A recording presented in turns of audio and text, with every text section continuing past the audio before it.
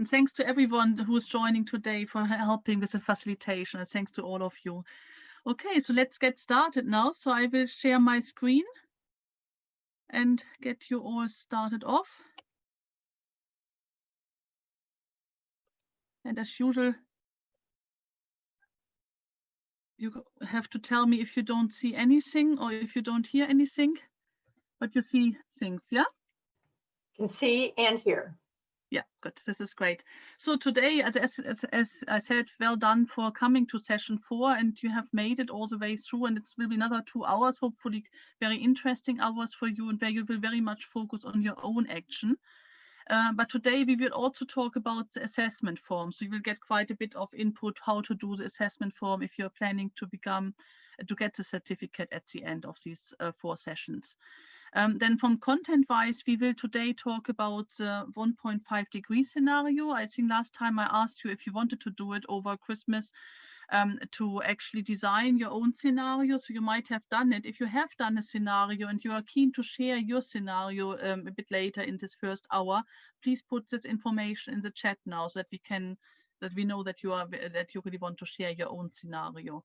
Otherwise, we have one, thankfully, Ashley and Scott have prepared one, so they will share their scenario if no one else wants to share theirs. Then we will very much today focus on system thinking and how these big systems we have in the world around climate change, but also related then to all the other benefits we could have for humans and for animals and everyone else, how this all linked together. So it's very much looking at the big picture today in the first hour, that you kind of understand how these all the actions, all the solutions would actually link together, and how they could also kind of help to solve other problems as well. And in the second hour, we will focus on your ideas and what you want to do, and that you design your own smart action plan so that you find out what you actually want to achieve.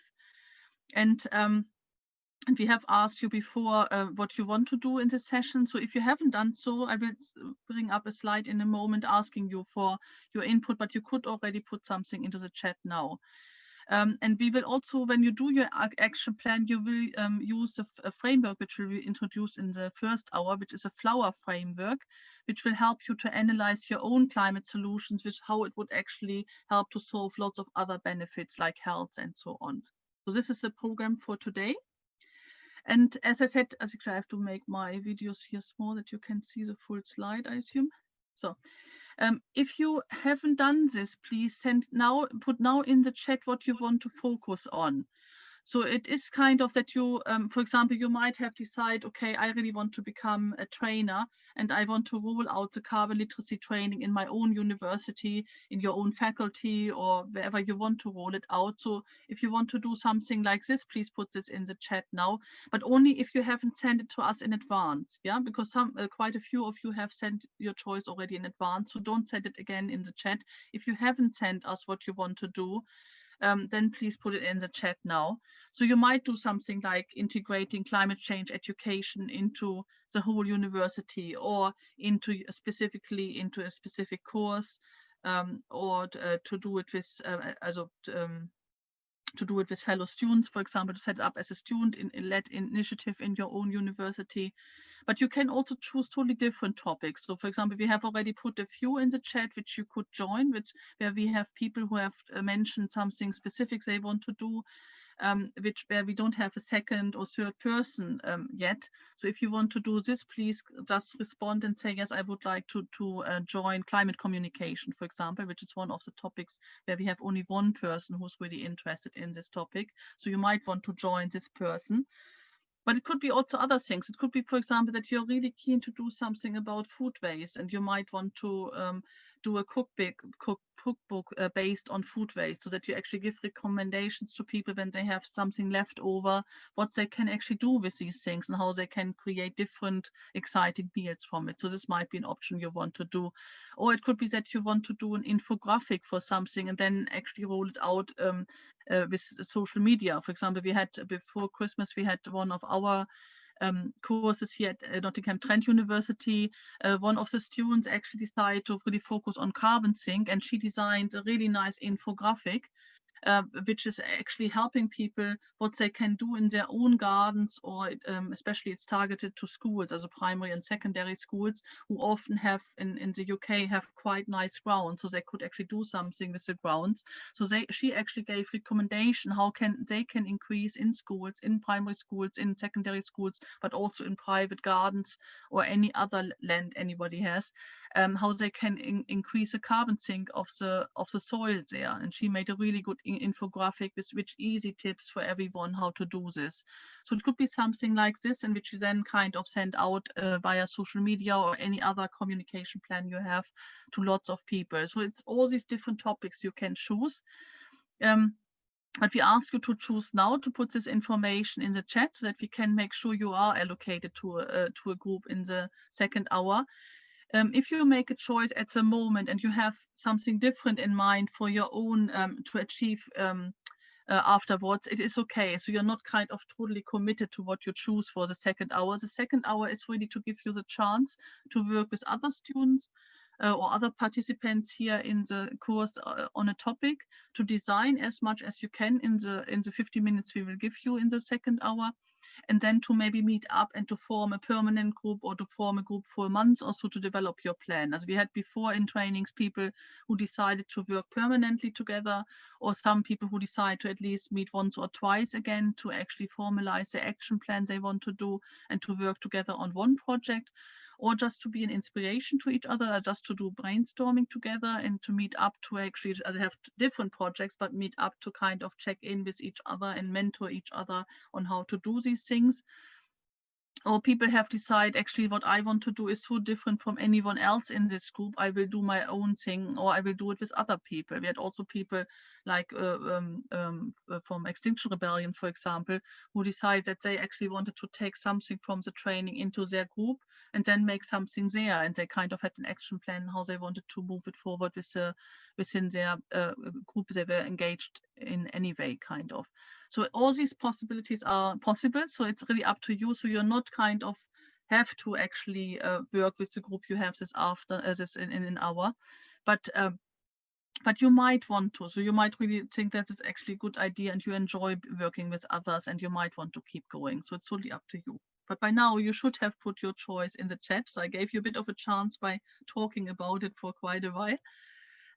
So hopefully we have everything in the chat. Facilitators, Ashley, do we have everything in the chat? Do we have a few more people who have made their choices? It looks like we have one or two more. Okay, maybe everyone has made their choice in advance, which would be good. Great. But don't be afraid to put your choice there. We're not kind of saying, oh, you are late or something. Just we need your choice really in the chat if you don't have one.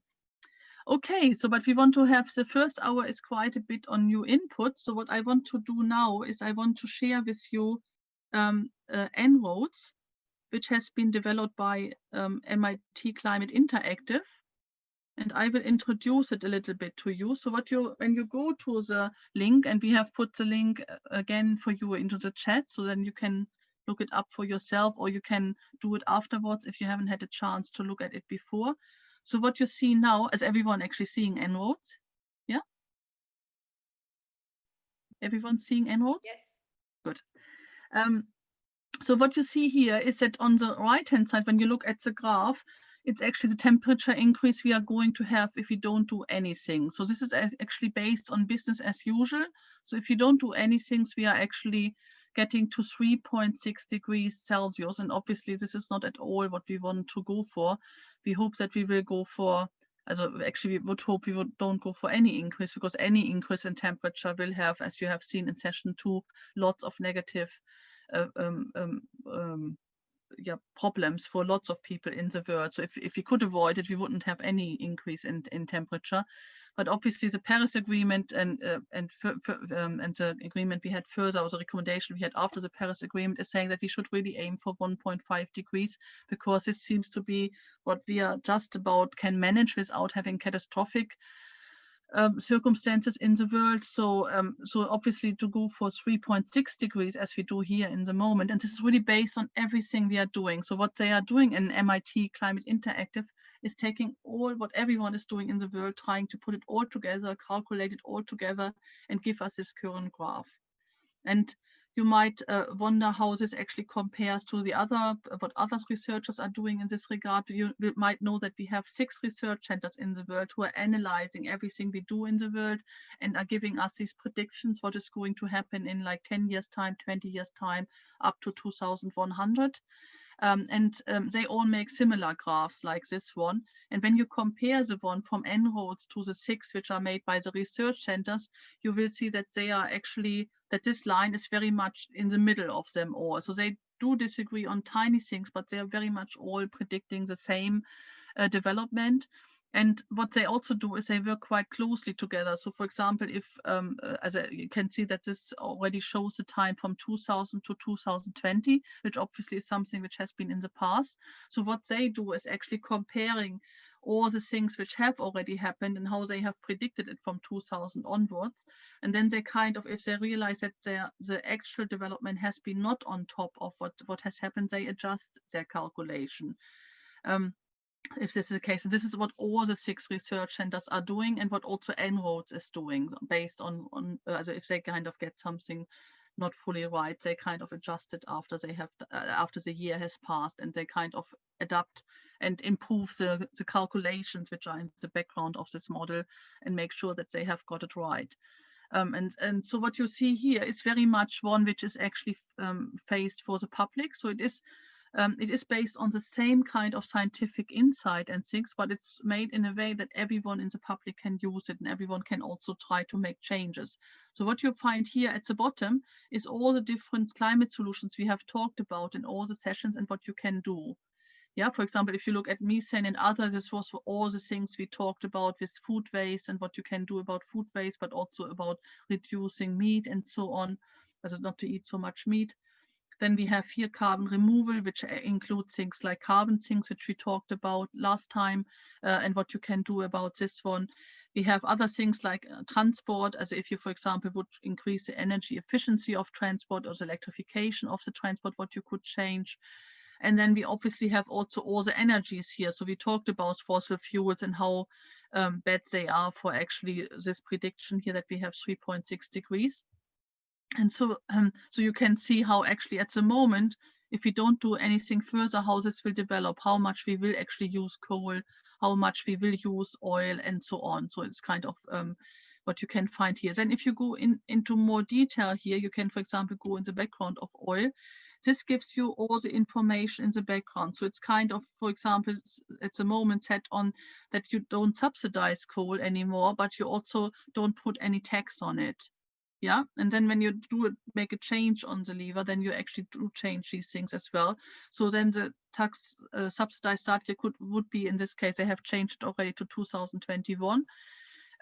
So and all the other things you can change. So if you're not happy with the assumption they have made, you can change them all in the background. So you can do this for every of the solutions. You can always find out what is in the background, what are the assumptions they have made. And then you can start to change these levers. So if I, for example, take the one on coal, and I would say, oh, let's put a really high tax, the highest tax we can imagine, you can see what this actually makes to the temperature. And I can replay this to you. So it's actually doing 3.6 and it's going down to 3.4 if you would put a very high tax on coal worldwide, as in every country. Yeah, and so you can make all these changes. And what I want to do first with you all is that you choose, you have the whole thing in front of you, and please put in the chat now, which one do you think is the lever which will change everything the most? And we will take the one which you choose as your first option, also all of you together. So if each of you please put your favorite choice in, what I should change here and which will make a big difference and will bring the temperature down.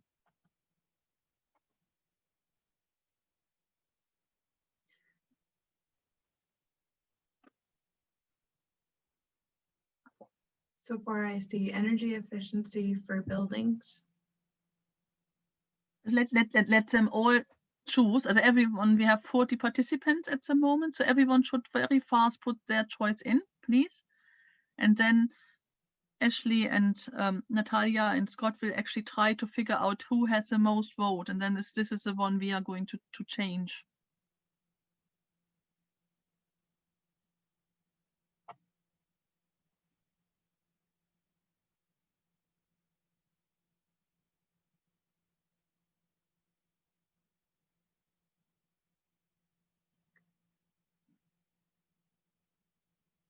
I think the answers are coming in, so maybe we can already see something which is favored by a lot of people.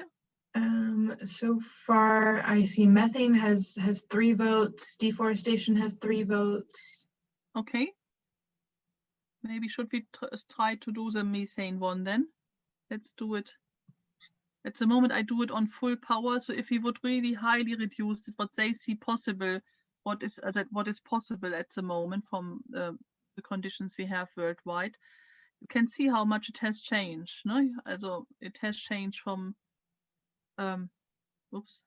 Also this is only the last change. Also this was, but it has changed from the 3.7 to the 3.1 now. Okay, so and then deforestation, you said, gets a lot of votes. That's right. Yeah, okay, let's do this one as well to full power. So you can see if we would actually stop deforestation worldwide, what would happen. The replay this change for you as well. So it has brought it down by 1 degree. What is another one of the popular options, Ashley? Carbon price has a few votes. Okay, let's go for this one to make it full power. So you can see that what happens with the carbon price goes from 3 degrees now to 2.1 degrees. And you can see what actually the carbon price, how it would actually change on the left-hand side, the mix of the primary energy as well. No? Could you see, let me replay it again, that if you look on the left-hand side, you can see how it will, how the carbon price would change the mix of energy we would be using. Okay, is there any other favored option? I would say the last favorite would probably be economic growth. Okay, so then let's reduce economic growth in this scenario. After we have done already quite a few, you can see after we have done already the carbon price, and I left the carbon price in, but this would be then still putting it down another 0.2 degrees if you would really have low growth. Okay, so I think this is for just the starter. I really would recommend to you that you try out what you think are high impact solutions and then play a little bit with this model and see what you think is a high impact, is really a high impact solution and will really make a big change with regard to the temperature, and to use this model a little bit for trying this out. And I will stop share now. Is there anyone of the participants who would like to share their model? Did anyone mention this in the chat?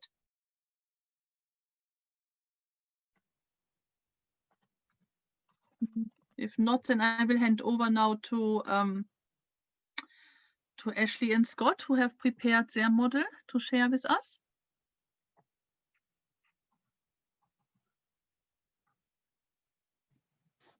Yeah. Hey, everyone. Pardon me. It's early over here on the East Coast of the US. So let me go ahead and share my screen real quick and show you what I got going. Okay.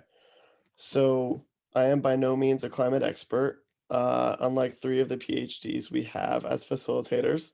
So forgive me if some of my assumptions are wrong, but this is kind of what I've assumed as I've created my model to get us down to 1.5. So over here in energy supply, I've got coal very highly taxed and oil only highly taxed. I think especially for America, our economy is somewhat based on oil and we have a heavy reliance on oil. Whereas with coal, we're not as dependent, though some other countries are. Um, so I thought coal might be more highly taxed than oil in the future. And then natural gas, even less so taxed, especially as some of the natural gas power plants in the US and I'm sure around the country, around the world, are newer, right? It was seen as sort of like a transition fuel, but we're learning the negative impacts of it. So I think it would be tough to get really highly taxed natural gas, especially with how new some of these plants are, um, and how relatively low emissions they are, even though we know methane is, more potent than CO2.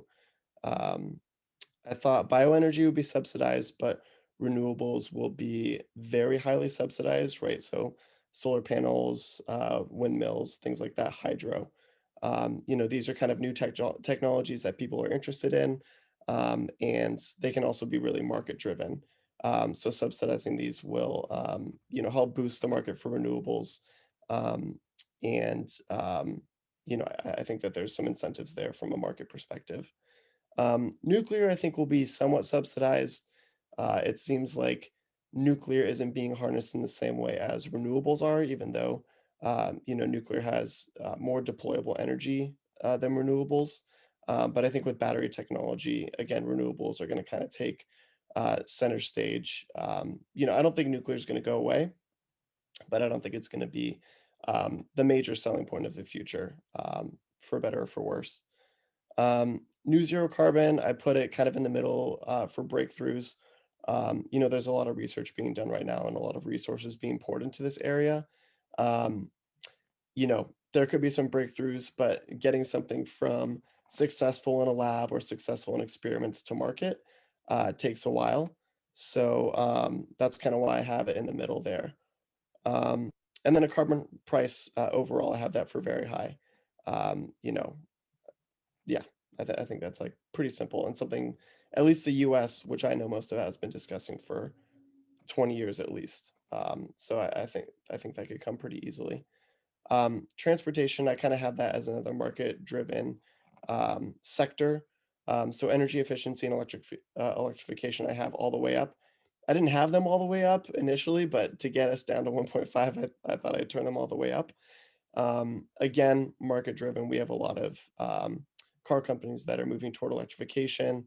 I think California passed a bill that by 2035 they won't allow the sale of gas powered vehicles. So I think that's going to help drive the market.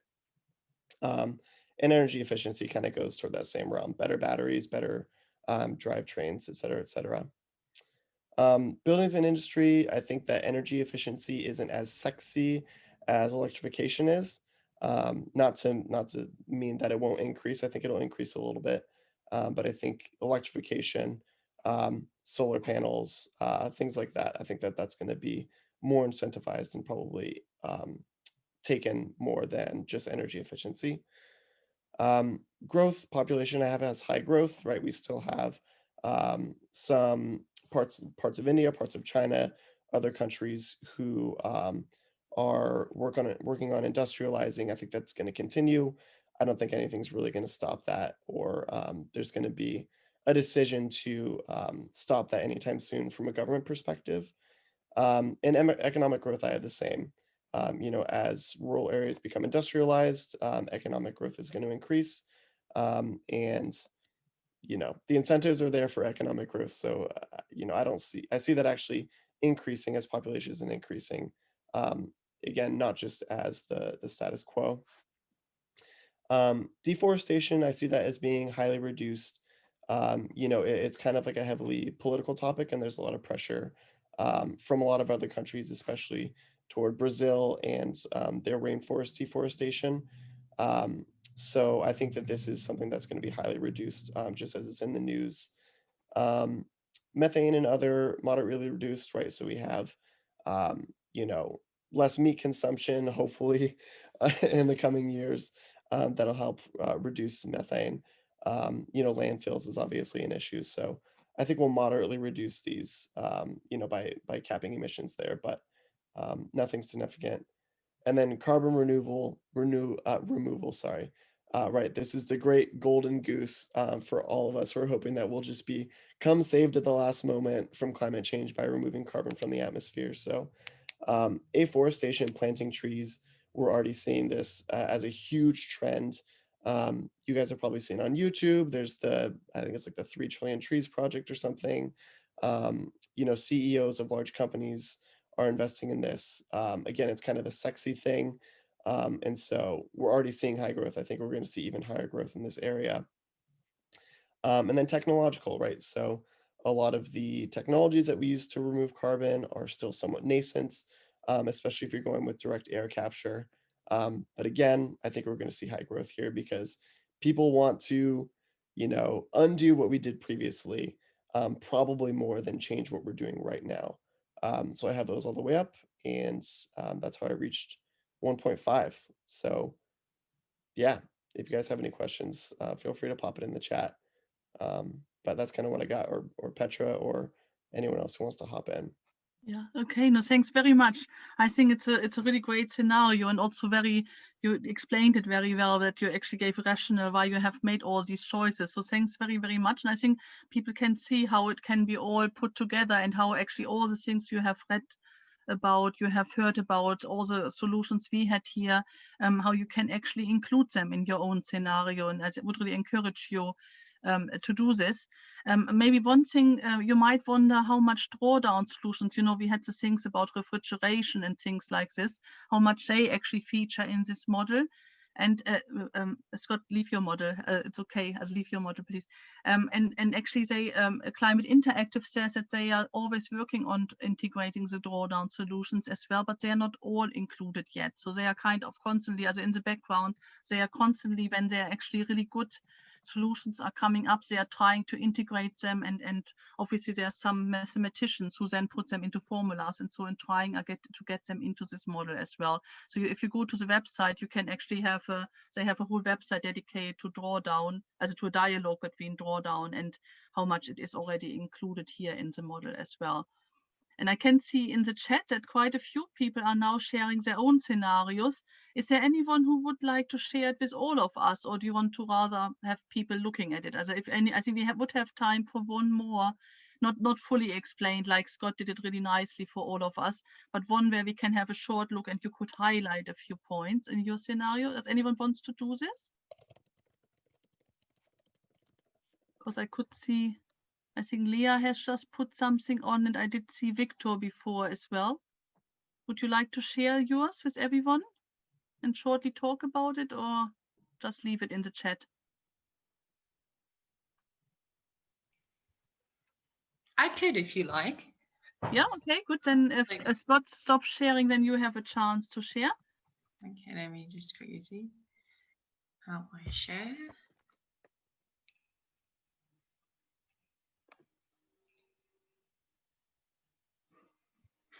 Okay, can you see my screen? Yes, Okay, perfect. I don't know, I just played a little bit because I was like, oh, maybe we can put it down. I was like, I realized, oh, maybe we can get to 1 point, to 1 degree rise. And I mean, I did some things pretty similar. I left nuclear, and I put, I think from what I did differently is, I looked at like, well, maybe we can ambitiously change, because I know that makes a big impact. The economic growth one is one that I realized makes a big impact. And I was like, well, what if we go to a low growth economy? I know that's kind of very ambitious and different, but I thought, oh, well, let me just put that in and see what we could do. And then I also I put down the methane and other as a highly reduced one, and to see how we can reduce that, because I think maybe that's a carbon measure. That's because we always look at CO2, and I think it'd be really interesting for as a society to focus more on some of the other greenhouse gas emissions, and see how those could be reduced. But I mean, obviously it's quite ambitious, but I don't know, I played around and looked. I was like, oh, well, how can just some of these changes really make a big impact? And yeah, maybe they're a bit idealistic, but I was just playing around with it, and yeah. No, thanks, Leah. Thanks. Keep it there for a moment. Yeah, thanks, Leah, very much. I think it's really what I want to highlight also when you actually look now at Leah's model here. What you can see from the temperature increase that, as first of all, as if you go with the mouse over the point where the temperature goes down. Can you do this, Leah? To go with your mouse over, because it will show up. Oh yeah, this one? No, if you go to the point in 2020 something, when it goes actually, as you can see, it will go down. I think a bit higher. No? I think it goes down. I guess what is happening is for a few years it will still go up, and then it will go down. No? So you can see that not as if all these changes, which obviously are assumed that they are kind of done immediately. So we start them pretty much tomorrow. You will still have for like a few years, you will still see an increase of temperature, but then you can go down.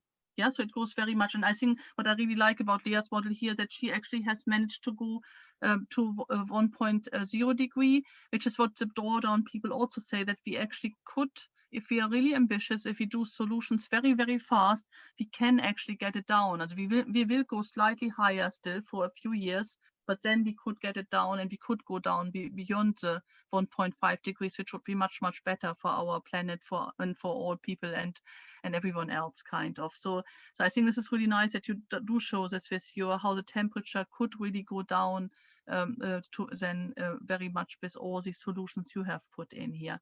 Okay, so thanks very much. Unfortunately, we don't have time to share more of your but to have a look at Victor's, for example, as well, who he has put in the chat. So I will go and share my screen again in my PowerPoint.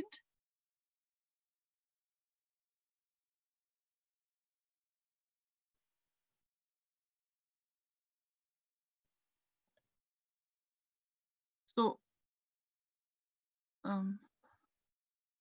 what I'm going to do now is that I repeat a little bit things we have done already and tell you how you can use them for the assessment form, because I assume that a lot of you want to have the certificate as well.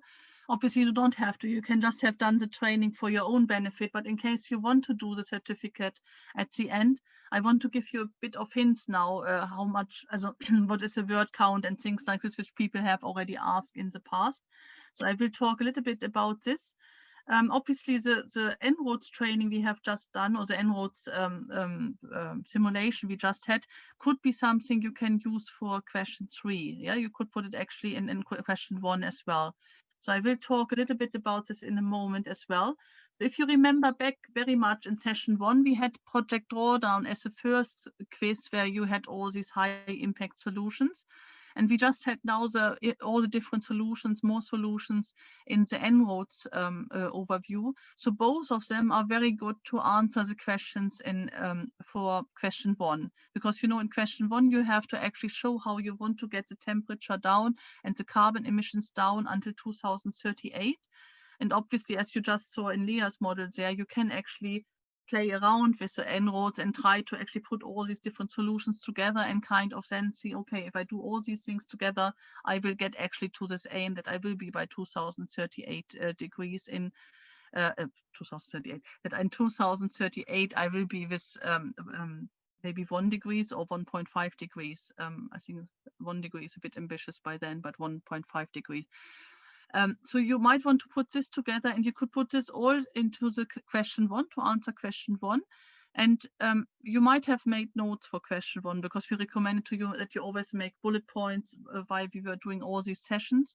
So, but now you have to actually make it into a story. So to just send off bullet points wouldn't be enough to actually pass the assessment. So you need to really put all your notes you have done for question 1 together into a story. And it should be a bit like that you kind of really make it in a logical way. So if we do this, then this and this would follow. In addition, we should also start this immediately. In 2 years' time, we should be ready to do this and this. So you kind of make a story out of it. Try to keep it to, try to write not more than 1 page about it, because what they really, they have to spend all these pages reading what you have written. And also often when people write a lot, it's more that they actually go into a lot of detail, which is not required. So if you keep it to 1 page, but make it very clear, very much focus on the high impact solutions, how you put the major solutions together, and how you therefore get to the aim of 1.5 degrees in 2038, 2038, sorry. This would be good for question 1. Yeah. And by the way, if you have any questions about the assessment, you can stay behind afterwards, and I can answer any questions in more details. But with word count, as a lot of people have asked about the word count, there is no word count. As it's only a recommendation to keep it to 1 page and not more, but there's not an exact word count for it. And please don't do any, if you decide to do drawings, like some people like to do a mind map or something, we had people who have failed because of a mind map. If you do a mind map, you have to explain the mind map at the same time. So you cannot just do a picture or something.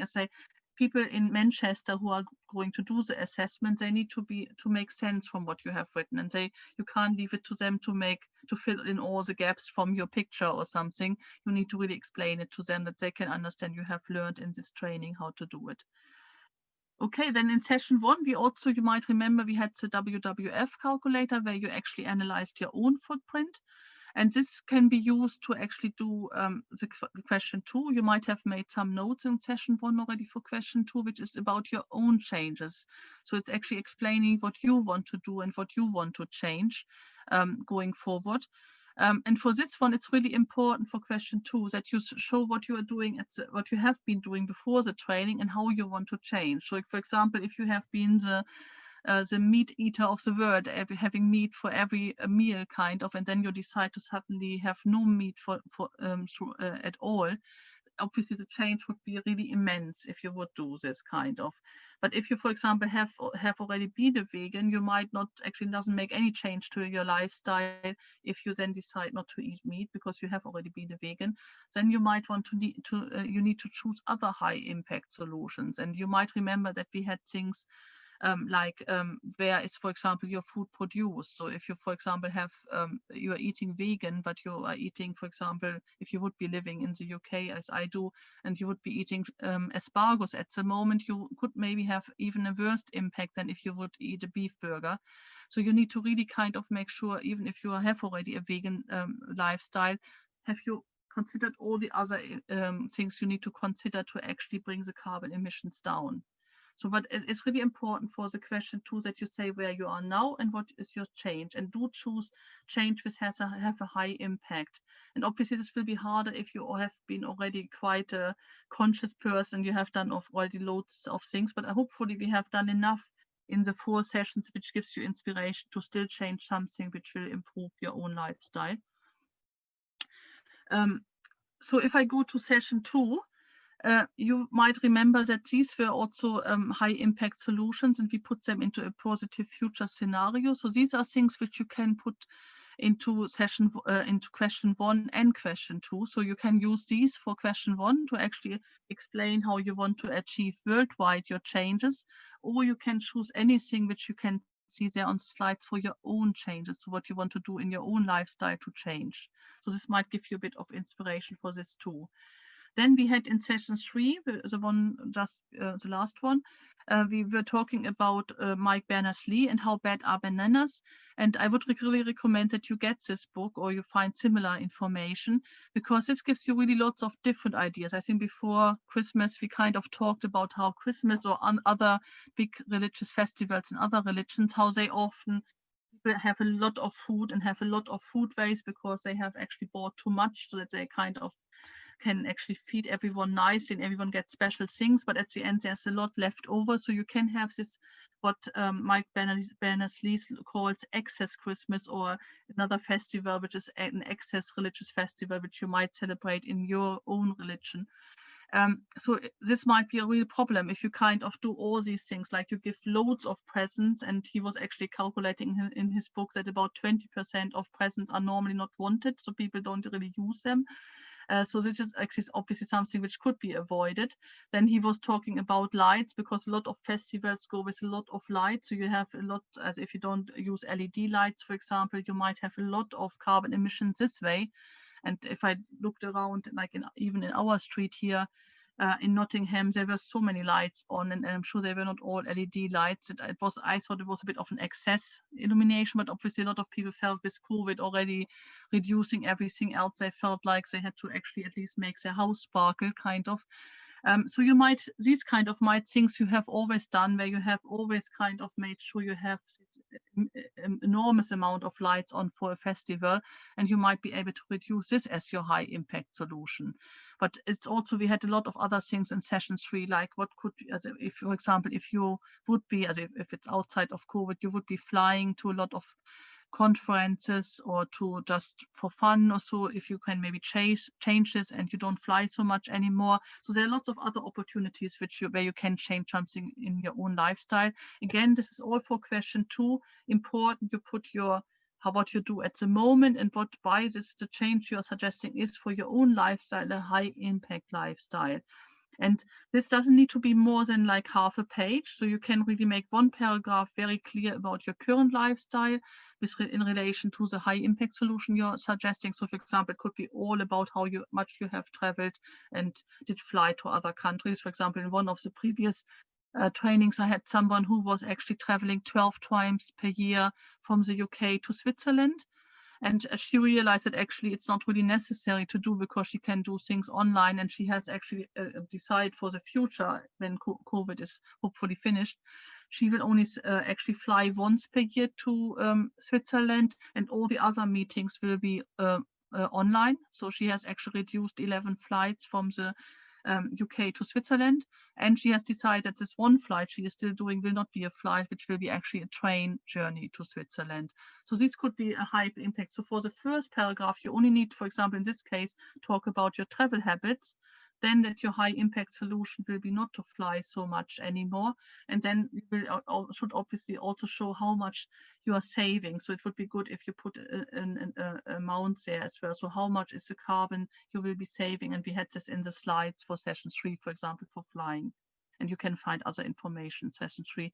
Then I would recommend that you also have a look at Drawdown again. This is the book, but you can also go to their website where you find more and more of the high impact solutions. A lot, it could be personal, but it could be also the one for more for worldwide, or for the final question 3, where you talk about your action plan, and you could use Drawdown in the next hour. Another book I would like to recommend is another book from Mike Berners-Lee. And this is actually giving you for some more detailed information, if you're really interested in go into more details. For example, if you have food waste, it gives you all the different options you have and how the carbon emissions are actually aligned with each option. Also, for example, if you would kind of put it into an incinerator and you would kind of make energy from, how much energy do you get actually from food waste? Is this kind of that you get the same amount from it, or is there some wastage, for example? Then there's also other things in there, like if you would take all this food waste and give it to animals, what would be the carbon emissions aligned with this one? So you can look into much more detail if you get this additional book as well. Then I want to talk shortly to you about the Carbon Literacy Project. Obviously, if you go for the certificate, they are the ones who will be assessing your submission, and they also would be the ones who are giving you the certificate. If you are interested in doing any other training, as if you want to become a carbon literacy trainer yourself, and you would like to train either, for example, a local council or a company, they have already a lot of other training sessions, like the one you have done with me now. Obviously, ours is for higher education. So if you want to become a trainer for higher education, you can use the one I have just done with you. So with all the materials we have given to you and things. But if you want to, for example, do one with local councils or so, they have free available resources from the Carbon Literacy Project. So do send an email to Natalia or directly to me, and we can actually put you in contact with the Carbon Literacy Project so that you get actually the material to run it, for example, with the local council. Or there's also the possibility, as I said in session 2, to run it for the television sector, for example, and they have also something there if you're working with television, where you can get your own version. So if you want to work with anybody and be a trainer in a different industry, do let us know. Okay, then obviously we have Alex here as well. So Alex will be happy that I promote our UN Prime Working Group on Climate Change. So please do join us. We have also students joining us. So it would be really nice if you would like to become a member, and we are making sure that you will be invited to further events. So we will have more events this year, which are not only the carbon literacy training, but which are other things. For example, there's something planned on carbon accounting, if you're interested in this. So to really if you want to be kept informed, please do join us. But also, if you want to become a carbon literacy trainer, we have a special all the material for you there, and you can actually also be, if you really want to do it on a big scale, we can actually kind of show you there and show you as a carbon literacy trainer, that other people know they could actually hire you for your own country, for example, or for a specific industry or so on. So please do join us and go to this website. Okay, so that's now just to repeat the questions. These are from the assessment form. I have talked about the first one and given you recommendation. This is about the general big solutions, which doesn't matter whether you can achieve them. It's really what we all should achieve. Then about your individual action, I've talked about this, the before and after, and that's about half a page and a proper calculation with it. And now we are coming to your group action. So it is actually the final one. And for the group action, you can either submit the action plan, which we have sent to you and which is the one you will be working on now in a moment in your groups, or you can send something else in, so you can fill it into the assessment form directly. What is important is that you kind of outline what you want to achieve and that you then have a smart action plan. So you need to definitely have something where you say in detail what you want to achieve. And this can't be like, oh yeah, I will integrate it into my university at some point in the distant future. It really should show that you are doing something in the next few months. And you don't need to have done the action, but you need to kind of say what you're planning to do. So you might want to say in your action plan, for example, by the end of February, I will have done this and this and this. By the end of March, I have engaged with these groups and I have kind of made sure they join me for what I want to do. And by April, the whole thing is ready and can be put into practice. Yeah, so it's really important that you have this smart action plan where you kind of outline the deadlines you have, who's responsible for it, and how you want to put it into place. But as I say, you can use our action plan. So if you, in case you want to use our full action plan, which we have sent to you, it would be good if in the assessment form you say, I have worked out a detailed form, the action plan, please see attached, and then you attach the full action plan as we have given it to you. In case you do decide to work with your group in a moment and you want to do an action plan together, you might actually want to say this action plan was designed together with so-and-so from the University of so-and-so from University and so-and-so, that it's clear for the people in Manchester that this is a group action, that you have designed it together, and that they don't have the feeling they're getting 3 times the same things and they maybe one has copy from the other. Make a statement that you all have worked on it together and that you send it in as a joint one. But it's enough if you have to send in, each of you have to send it in as well individually. So you can't just send one in and say, oh, see, someone else has sent it in. You have to each send your group action in, even if you do it together with other people. Yeah. Okay, so I hope this is all clear. If you have any questions, please put them in the chat. Because before we come to the final part, I want to explain, I have promised to you in session 1 that I would do this, how we can often solve other problems as well when we do integrate climate solutions. And to give you an example here, this one was actually done by Climate Interactive together with London Transport Scenarios. And you can see that we have 2 different climate solutions here. One would be to change to more efficient engines and fuel switching. And the other one would be to actually have some car travel replaced with walking and cycling. And you can see from the reduction in carbon emissions, they are pretty similar. So they're not as a tiny bit different, but they're pretty similar. But if you look at the other benefits, in this case, the reduction in premature deaths per million people, you can see that the second solution has much, much more benefits.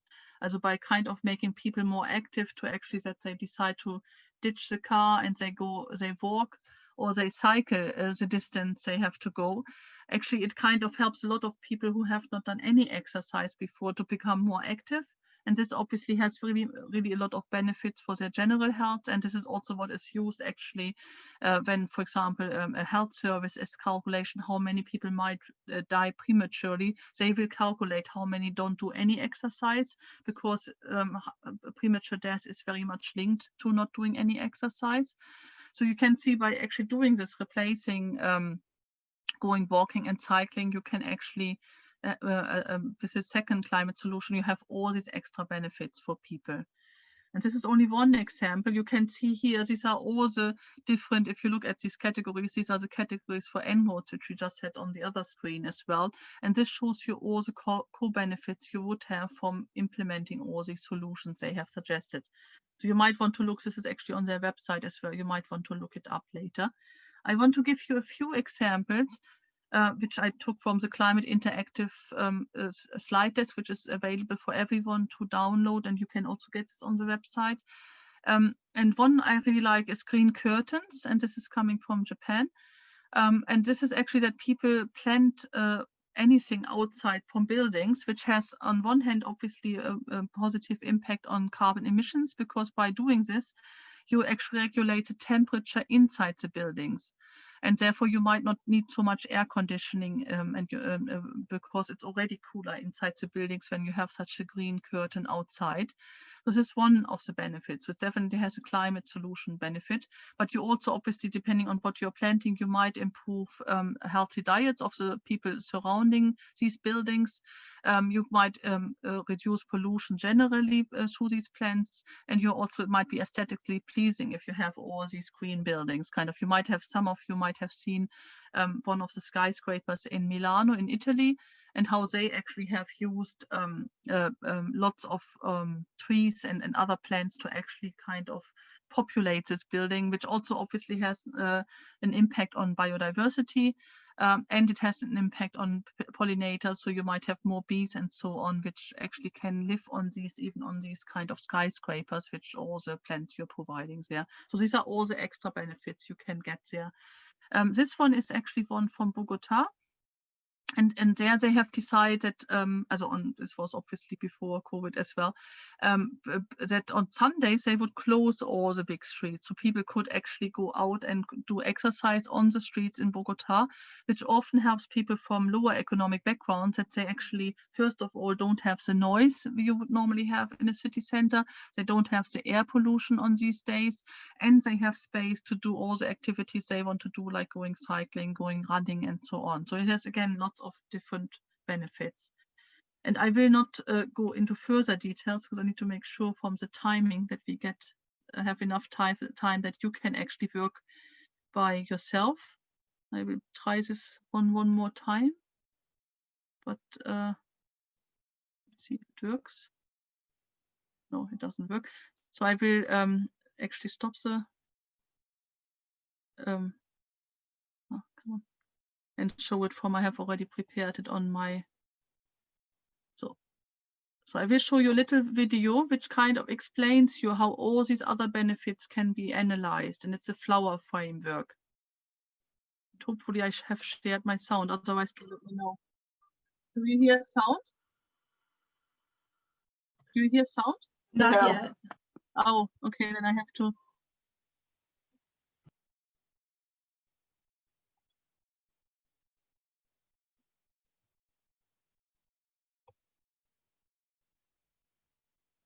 Who is considering creating a policy or project, or a community You see member now- who is do you now considering sound? supporting one, Yes, it's important yes. to understand the benefits that you're Let me stop completely.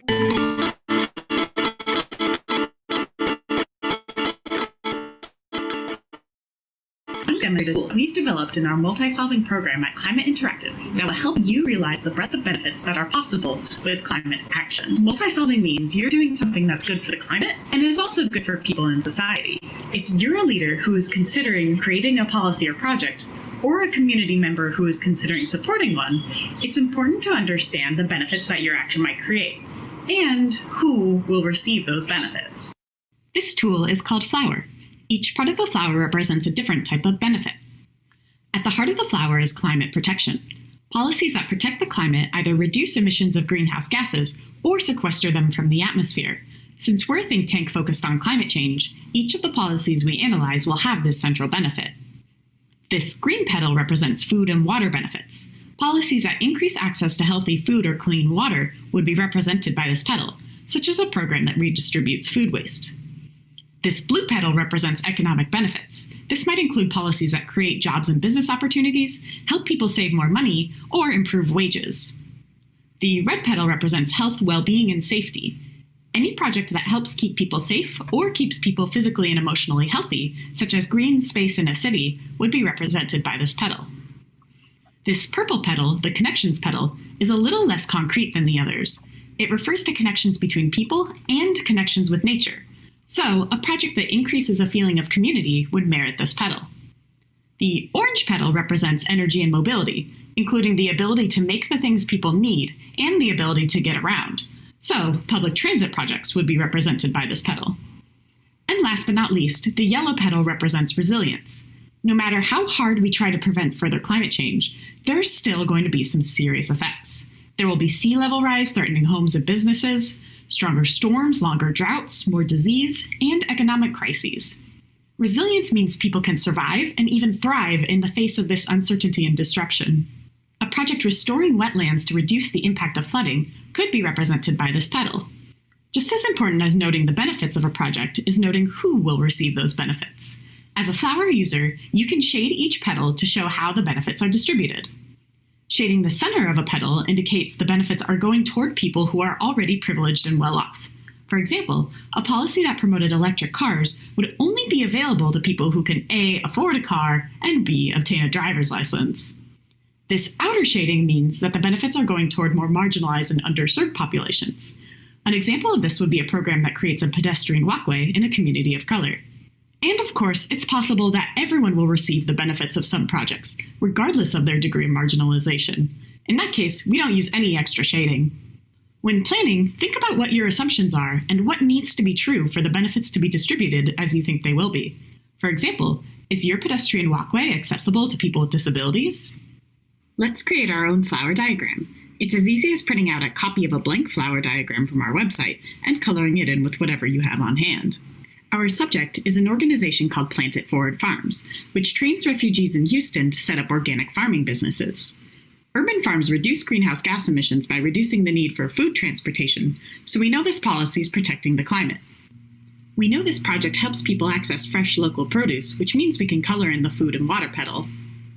This organization is helping refugees become small business owners, meaning we can color in the jobs and assets petal. I'm not seeing much for health, well-being, and safety outside of the food benefits, so let's move on. As for connection, this project helps refugees become settled in their new communities, so let's shade in that petal.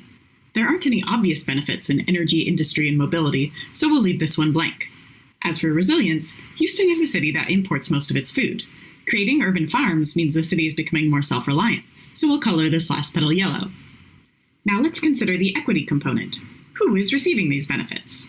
Refugees receive most of the economic and connection benefits. Since they're an underserved community, we'll put an outline on the jobs and assets and connection petals.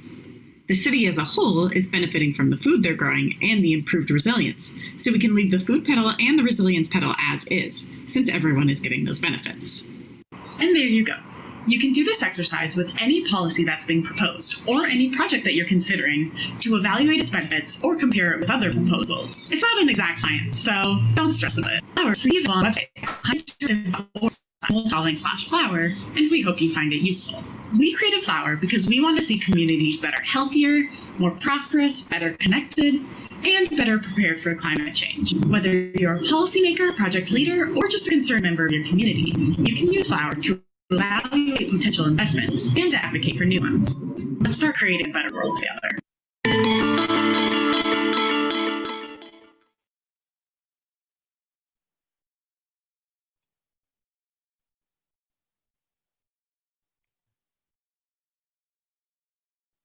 Okay, so this was, oops, no, I have a totally different, anyway.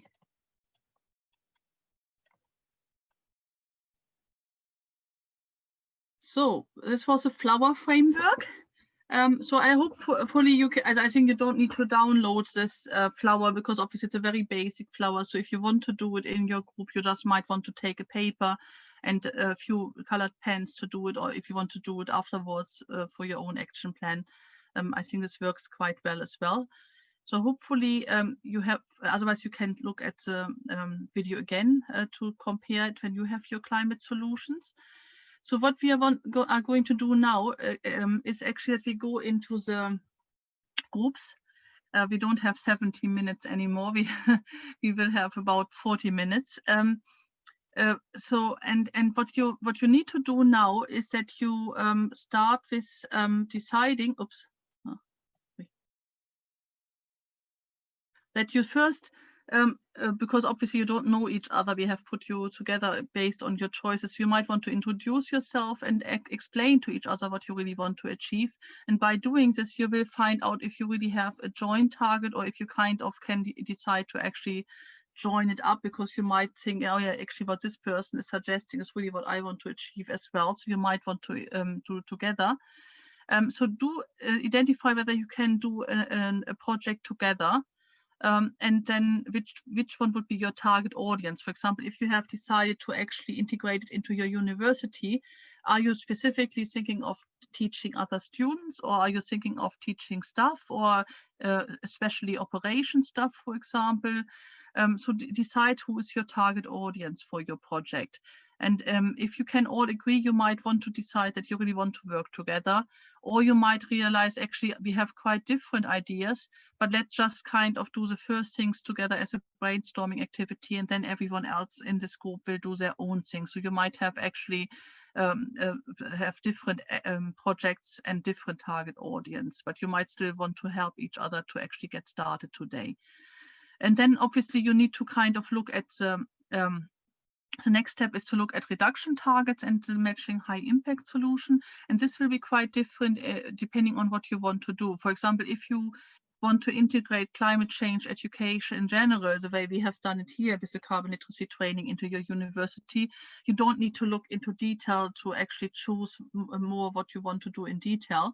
But if you, for example, want to focus on food waste, you might want to use our cards which we have provided, which are the cards which so we have problem cards which are linked to the different topics. For example, we have specific some for around food waste. You might want to look through these cards and you might want to make it very specific what you want to reduce. For example, you might say, we want to reduce the food waste in the catering of our university, which would be the food waste people throw away from the tables, but also the food waste which will be generated in the kitchen, for example. And then you might have different high impact solutions on both of these different things, because obviously you can't resell things which are already on plates and left on the tables.